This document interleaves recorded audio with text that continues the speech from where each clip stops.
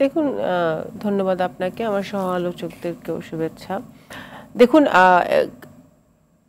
Political situation পরিবর্তন হয় দেশের অবস্থার সাথে সাথে। ক্লিন হার্টের জামানা আর 2024-25 এক টাইম না, ওকে।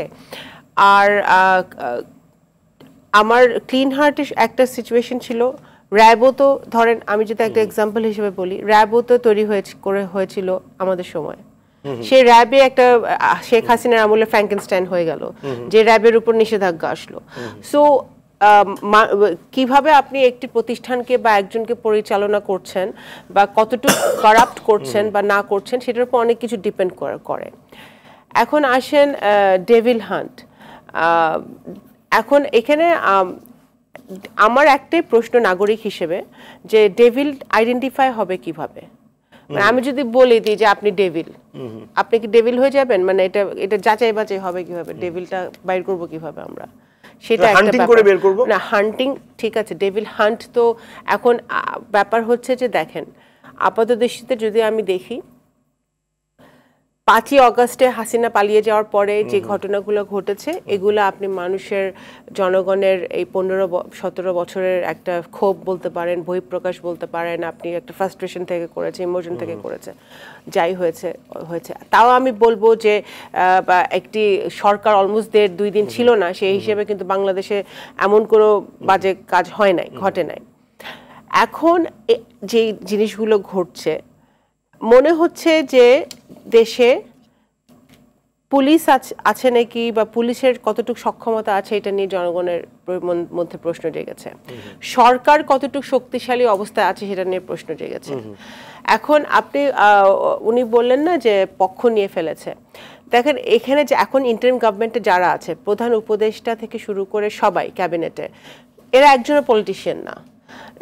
প্রধান উপদেষ্টা ইউনূস সাহেবের অনেক ইন্টারন্যাশনালি ওনার অনেক গ্রহণযোগ্যতা আছে, ন্যাশনালি ওনার অনেক গ্রহণযোগ্যতা আছে, ওনার সার্টেন কিছু জায়গায় ওনার পারদর্শিতা আছে।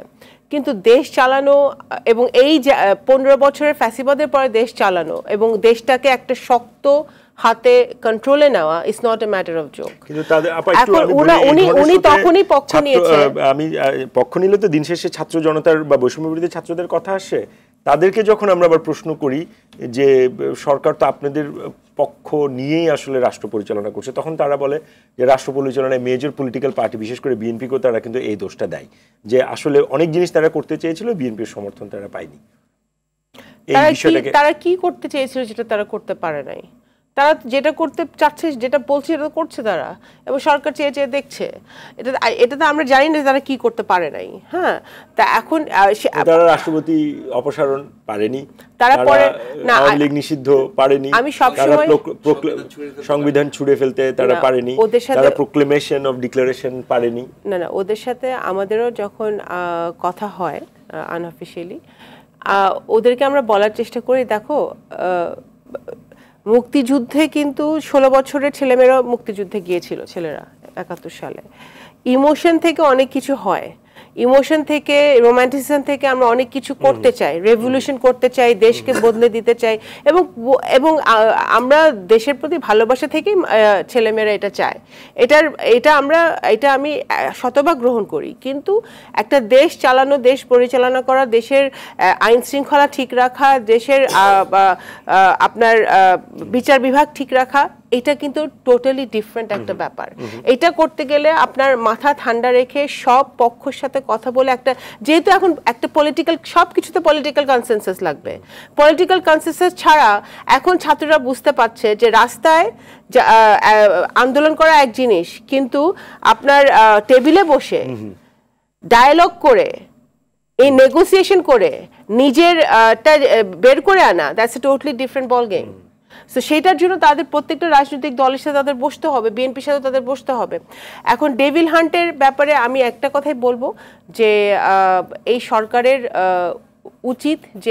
উচিত ছিল এর আরও আগের থেকে আইন শৃঙ্খলাটা আরও, কারণ ইভেন আপনি যদি বড় বড় ঘটনা বাদও দেন, ছোটোখাটো ঘটনাও তো অনেক বেড়ে গেছে।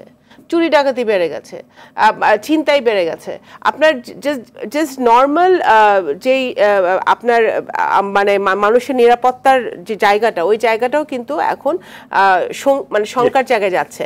সেই জায়গা থেকে কিন্তু আমি বলবো যে পুলিশকে আরো ক্ষমতায়ন করতে হবে, শক্তিশালী করতে হবে, এবং শুধু এই মানে টেম্পোরারি ডেভিল হান্ট দিয়ে এই সমস্যার সমাধান হবে না।